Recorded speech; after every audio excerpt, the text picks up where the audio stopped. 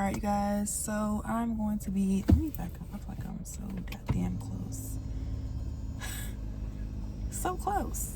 I'm breaking out. Y'all don't mind me. I look crazy. I get a chemical peel in like 2 weeks and this shit will be gone.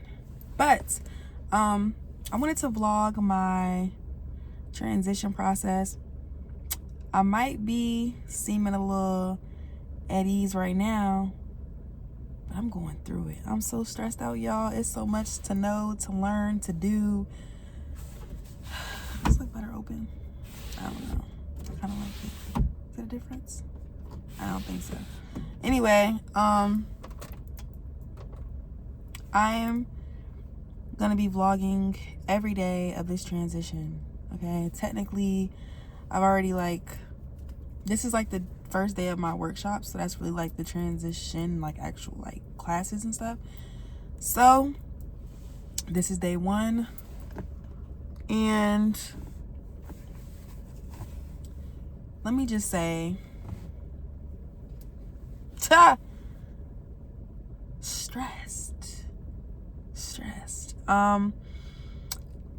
Currently I feel like when you have a better chain of command and unit, the process is definitely much smoother and better.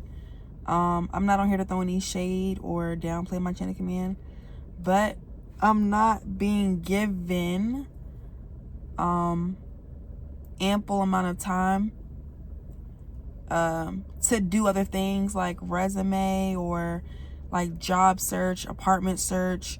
Like, I'm relocating to a whole nother state, so, and I'm not doing my career that I've been doing for 8 years in the Army. I'll be doing something else.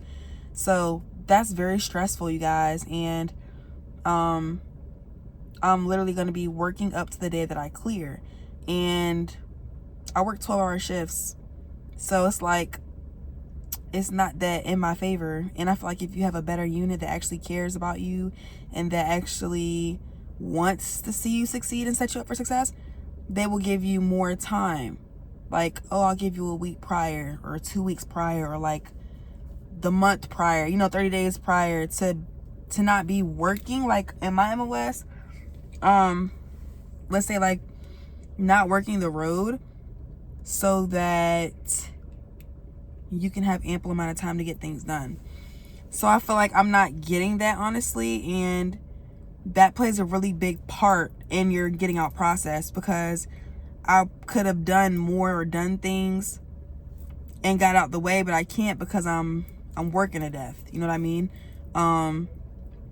So I will take note on that. I'm not gonna, like I said, I'm not gonna throw shade, but that is what's going on, and I'm gonna try to keep this as real and raw as I can. Now, when I get out and I do the after part, I could say much more, and I'm really gonna give y'all the real, the raw, the uncut. But for now, I'm just gonna do what I can, because I can't say certain things because I'm still technically, in the military. But take note of that and keep that in mind. If you are ETSing, you're getting out, or even if I mostly say ETSing, okay? Or you're getting chaptered out for something, right?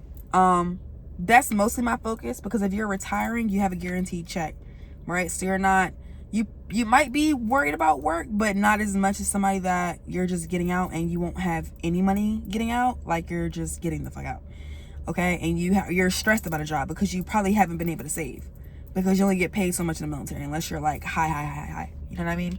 So like E6 and below, you're only gonna be able to save but so much, and a lot of expenses are gonna really hit you, you know what I mean?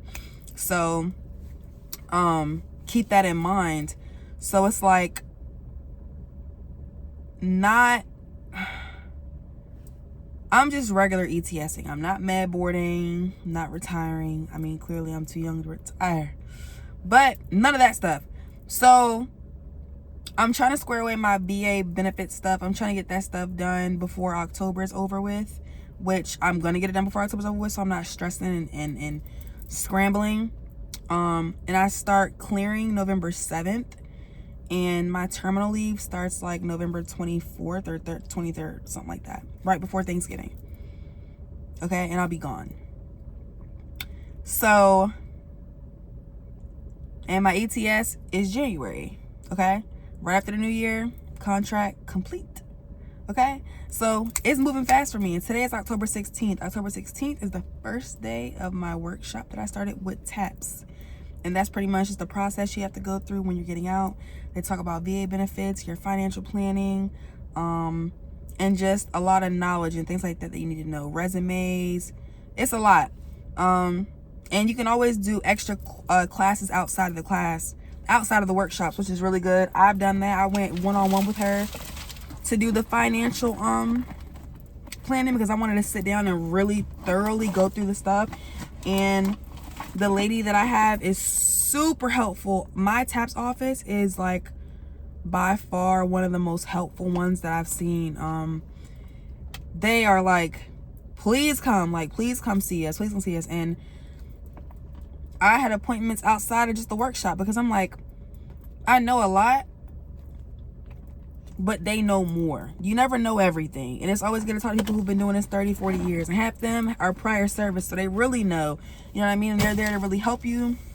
So I did that. And like I said, I'm trying to vlog as like my thoughts and my input on stuff. But as of right now, I'm really feeling like overwhelmed. And I'm really feeling like I'm just not being allotted the proper amount of time. And kudos to you guys whose y'all's units gave you ample amount of time, gave you a little bit more time to really figure things out and really adjust to what you need to get done for the outside to really be set up for success, because it's hard out there. It's not easy out there. Don't let nobody tell you this, you know, oh, you're going to be guaranteed a job. No, like, I've been running into a wall of like, okay, I have to do this. Like, I set up my program, my school. Well, it's schooling, but it's like a program for like certifications and stuff that I need. Excuse me. For a different job, a different career path that I'm choosing to go on to, right? So I've checked that off the list. I know that I'm relocating, so I have my apartment search. I currently have like 5 places that I've lessened it down to. Now I got to get it down to like 2 or 3. You know, once I get the tours done, then I can be okay, I want this place. I've done that. I've secured a couple places where I'm like, okay, I think I'm gonna move here. I've done that. I've looked into schools for the career path that I want to go. I've already done school, but I want to continue my schooling. So I made sure to check the schooling for my location, my GI Bill, all that stuff.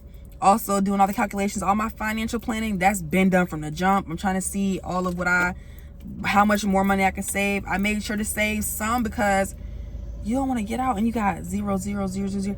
And on top of that, you be having debts, credit cards, car payment. Like, you don't want to drown. I don't want to drown. You know what I mean? And I'm not allowing myself to fail. I will not fail. Okay? So I'm currently always just trying to stay ahead with what I can stay ahead with, that I have the knowledge on, that I'm able to have control over. Now, if you don't have control over it, you don't have control over it. I've put in over like 50 applications probably. And I've been doing a lot of interview process, but I really want to do something. I want to do a job while I'm in my schooling. And for my certification until I secure a job with them. After I'm done with that program, I secure a job.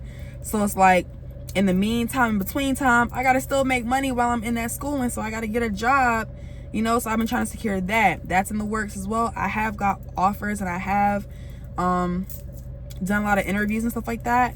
However, I'm not going to lowball myself and just work something that's paying like $15, $16 an hour, because that's just not realistic for me, my lifestyle, my bills. It's not realistic for me. So whatever's realistic for you, maybe 15 is good for you. You don't have no kids, you're single, you just need a little bullshit apartment. That might work for you. You don't have no debts, but everybody's stuff is different. I'm seeing that, I understand that. But my hugest stressor is just financial stability for me personally, and relocation. I'm going to be relocating to a whole other area where I don't have family, I don't have friends, I'm not going to have nothing. I'm really going to be starting back from the ground up and just being in a whole different environment, y'all. It's so nerve-wracking to think about it.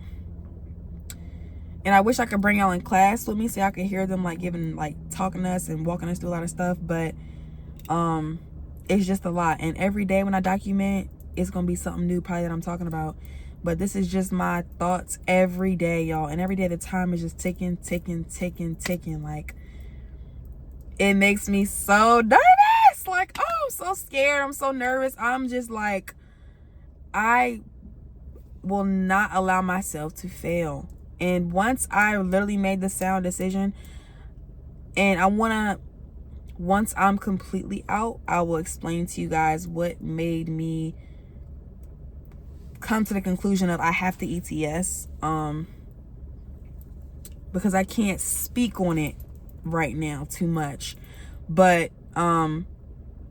just know that I didn't want to get out, okay? I wanted to do the 2025 even, because I would be retiring at 38, right? Because I came in as soon as I hit 18. 20 years, I'll be 38. I would have been 38 retiring, right? And everything was going rocky. Everything was kind of going rocky. Like, God kept giving me so many signs, y'all, and I kept forcing it. Really, I shouldn't have gotten to 8-year mark of ETS. Honestly, I'm gonna be real with y'all, because God kept giving me a lot of obstacles and challenges that I should have failed. I really should have failed. And